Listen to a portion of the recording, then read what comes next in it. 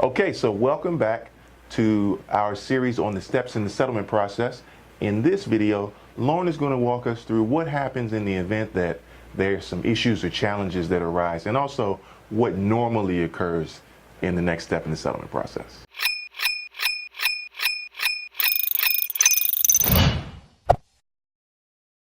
All right, so title commitment has been issued. We're way past getting the contract. We're rolling now.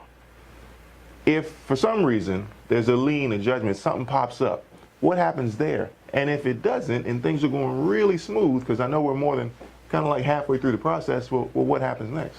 Well, around this time, we're about 3 weeks into the process, Cedric. So we start scheduling times with everybody. You know, we're getting close to the closing date. Typically, you know, contracts out 30 to 45 days. So we have to do all these housekeeping items ahead of time. Sometimes they take longer than expected, you know, especially resolving any issues with lenders and things of that nature. But the most important thing is we like to schedule time for settlement, you know, ahead of time. Make sure that everybody is comfortable with the date. Make sure that everything is, you know, aligned and we have all our ducks in a row.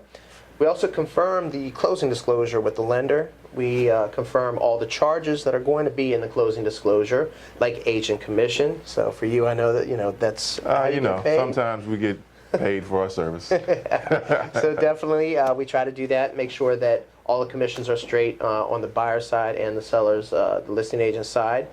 We make sure that the termite has been done or at least ordered, so that we can review that and make sure there aren't any termite issues.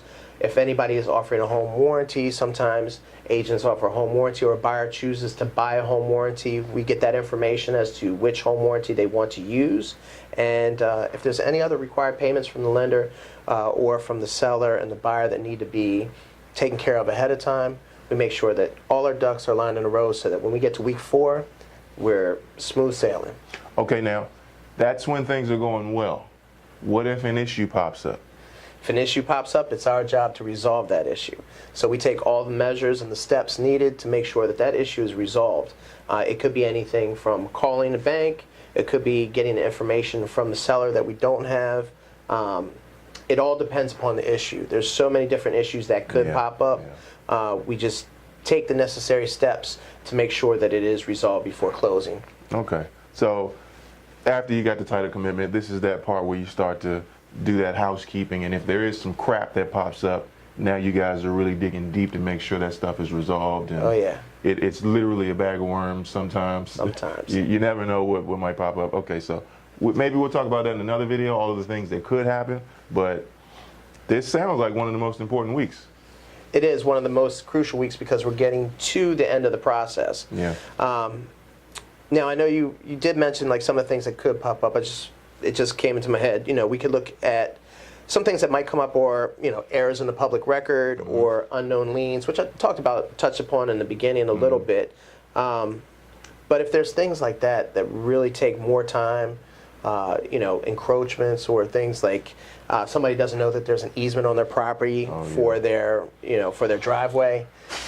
We have to kind of touch base and make sure that they're fully aware of it. If they order a survey, we typically get that survey in, and we review that survey to make sure that there's no encroachments on the property, somebody's fence line is not on their property. Which happens more than you would think. Oh yeah, absolutely.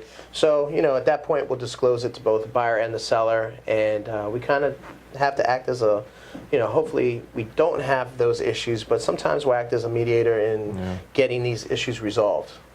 Yeah, that's another series in and of itself, like all the things that could pop up. Okay, we'll get to that, but this is big, so that's the next step. We got that.